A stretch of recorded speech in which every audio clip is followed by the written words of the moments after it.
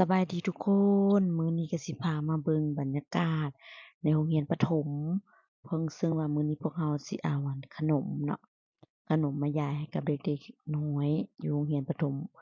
สมบูรณ์บ้านนาค่ำของพวกเรานี่แหละอันนี้ก็แม่นขนมแม่นได้มาจากครูบาสั้นเพิ่นเดินทางมาจากทุดงค์แล้วเพิ่นก็เอาขนมมานำแล้วก็เอามาจำนวนหนึ่ง ก็บ่หลายปานใดพวกเราก็เอาลงมามื้อนี้หั้นพอดีอาทิตย์นี้เป็นอาทิตย์ที่เขาเจ้าสอบเสียงเนาะ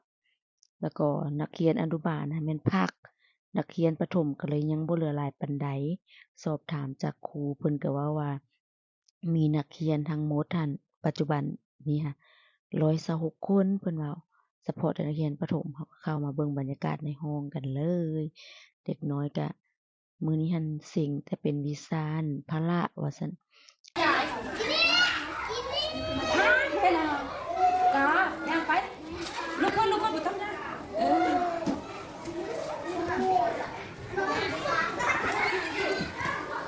yeah thì rồi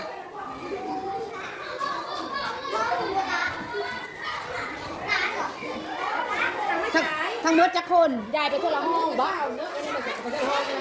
ไปน้องลงเขาโฮงอ่ะไปทั่วละห้องกับไปยายรู้แล้วยายรู้โคกูยายรู้ได้เน่ให้ข้าเจ้าบ่มาอย่างนี้ไม่ได้บ่นะยกเอาสักก้อนเลยอันนี้ก็ดีใจเฮงนี่เบิ่งลูกแต่ว่าขนมก็คือว่าแหละสุดนี้มาแบบบ่ได้เป็นทางการปานใดก็เลยว่ามาย้ายให้เด็กน้อยอยู่ในห้องไปแต่ละห้องถ้าหากว่ามีโอกาสหน้าเนาะคือสิได้มีของมาย้ายให้เขาเจ้าแล้วก็เฮ็ดกิจกรรมนำเขาเจ้าคือสิม่วนกว่านี้แต่ว่าอันนี้มันก็เป็นแบบมาแบบดูว่าแบบบ่ได้จัดเป็นทางการปานใดนะแต่ก็บรรยากาศก็สิประมาณนี้เนาะ ก็ถือว่าเด็กน้อยกับบางคนก็ยังมาบ่ครบเทื่อ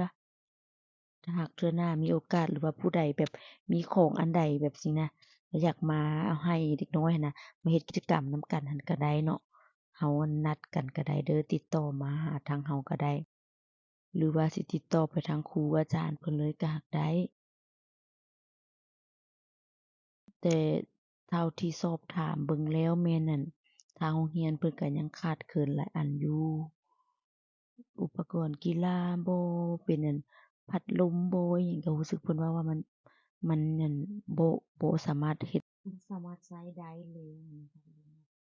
ก็คือถ้าเป็นฤดูร้อนก็คือสิร้อนแรงนั่นแหละแล้วก็เบิ่งกระดานเนาะเพิ่นก็เริ่มจีกเริ่มขาดไปแล้วก็ประมาณนี้เพราะฉะนั้นการศึกษาเราอะนะสิ่งสำคัญก็คืออยากให้น้องๆเขาเจ้าไปโรงเรียนเราก็ต้องอำนวยความสะดวกให้เขาเจ้าเวลาอยู่ในห้องเรียนมันน่าอยู่มันบ่ร้อนอบอ้าวจังซี้นะเด็กน้อยเขาเจ้าก็สิจึงอยากสิไปโรงเรียนเนาะ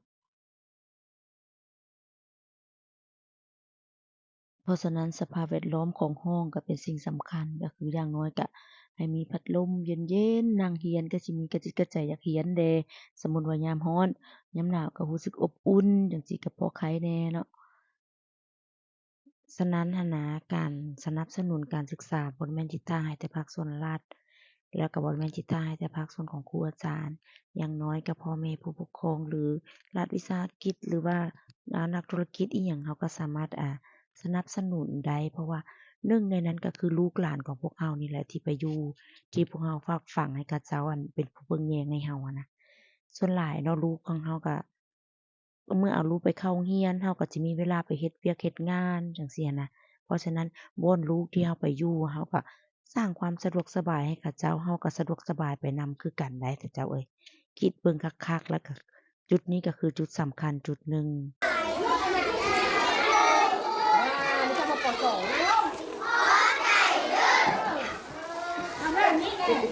เข้าใจเด้อมันลง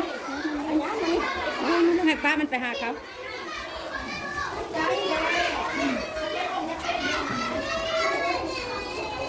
เห็นว่านักเรียนเขาเฮ็ดอันนี้แหละเขามาเรียนให้นี่เอ้ยหาพัดลมมันใช้บ่ได้บ่พัดลมก็ใช้บ่ได้ป้าไม่เอาเลยนะยามร้อนนี่ใช้บ่ได้จักหน่วยนี่บ่ได้ ปี๊ดมันเป็นอะไรเป็น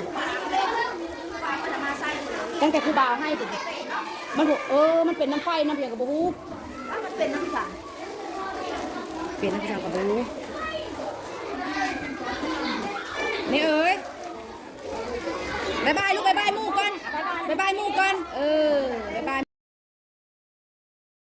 เพราะว่าส่วนใหญ่แล้วหั้นแม่นอั่นเพิ่นจิทิมให้เป็นภาคส่วนรัฐแล้วก็ทิมให้เป็นภาคส่วนของครูอาจารย์ แต่ว่าครูอาจารย์เฮานี่ก็คือว่าหั้นแหละเนาะดังที่เห็นบางคนก็สิรู้ดีแล้วก็บ่อยากว่าไปหลายถือว่าไปแนวใดก็ปลุกระดมหั้นน่ะไปช่วยเหลือกันแต่ว่าบ้านเฮาก็ยังดีที่ยังช่วยกันเฮ็ดโต๊ะเฮ็ดตั้งเนาะมันก็สิหลุดพ้นไปแนวหนึ่งอันนี้ก็คืออันหนึ่งถือว่าเว้ามานี่บ่ได้แม่นเป็นการแบบสิเว้าว่าเป็นการสั่งสอนได้แต่เป็นการแบบให้เว้าให้คิดไปนำกันซะว่าซั่นซะ เพราะว่าหน้าที่การพัฒนาการศึกษานี่มันเป็นหน้าที่ของหมดทุกคน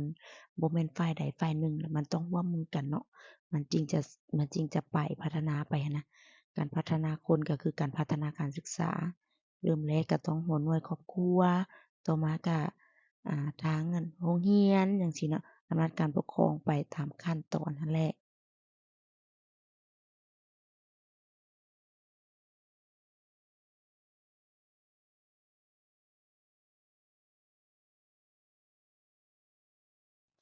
มาฮอดนี้ก็ขอขอบมกขอบใจทุกคนที่ติดตามรับชมรับฟังถ้าหากเว้าอันใดผิดพลาดประการใดก็ต้องขอโทษขออภัยมาณที่นี้ด้วยเด้อเพราะว่าที่ว่าไปนี่แม่นอันนี้แม่นตามความคิดและทัศนคติของตัวเองเนาะบ่ได้สิเว้าให้ผู้ใดบ่ได้เว้าสิกล่าวพาดพิงผู้ใดเด้อแล้วก็หวังว่าโอกาสหน้าเราสิมีโอกาสดีๆได้ไปแจกของอิหยังแบบสิที่เป็นประโยชน์หลายขึ้นกว่านี้แล้วก็เชื่อว่าคือสิมีหลายคนอยู่ที่ว่ามีเงินคำหรือว่าทรัพย์สินหั้นนะเหลือกินเหลือใช้เราก็สามารถเอามาแบ่งปันให้กับอ่าน้องๆได้เนาะแบ่งปันให้กับให้โอกาสกับหลายๆคนนั่นแหละบ่ได้ว่าแต่เขาก็มีแล้วอิหยังหั้นนะแต่ว่าความหมายก็คือว่ามันเป็นการปลูกจิตสำนึกให้เด็กน้อยตั้งแต่ยังน้อยๆให้เขารู้ว่าอันนี้คือการแบ่งปันอันนี้คือการช่วยเหลือเนาะจังซี้นะเราก็สิเฮ็ดสอนให้ลูกเด็กน้อยเราหั้นเป็นคนมีน้ำใจคือกันเอื้อเฟื้อเผื่อแผ่ซึ่งกันและกันจังซี้เนาะอันนี้ก็คือเป็นการสอนจากการกระทำของผู้ใหญ่โดยตรงเลยเดะ ถ้าสมมุติว่าผู้ใดที่ว่าอยากไปแบบซี้เนาะอยากข้อยมีอันนี้ๆข้อยอยากไปจังซี้นะแล้วบ่รู้จักว่าสิไปแบบใดจั่งใดจังซี้นะก็ติดต่อมาหาเราเลยก็ได้เด้อเพราะเราก็อยากไปคือกันแต่ว่าบางเทื่อเราก็บ่ทันได้ไปเนาะแต่ว่าเราก็สิหาโอกาสแล้วก็เวลาไปคือกันเนาะช่วงนี้ก็คือว่ารู้สึกว่าตัวเองก็ห่างหายจากวงการของการไปแบบซี้หั้นน่ะดนแล้วหั้นนะแต่ก็ยังคิดฮอดคิดถึงอยู่ แล้วก็คิดว่ายังคือสิมีโอกาสได้เฮ็ดอยู่มื้อนี้ก็คือสิหมดเพียงเท่านี้แล้วก็สิพาน้องเนเน่กลับไปก่อนและขอบใจทุกคนเด้อที่ติดตามรับชมจนจบขอบใจหลายๆ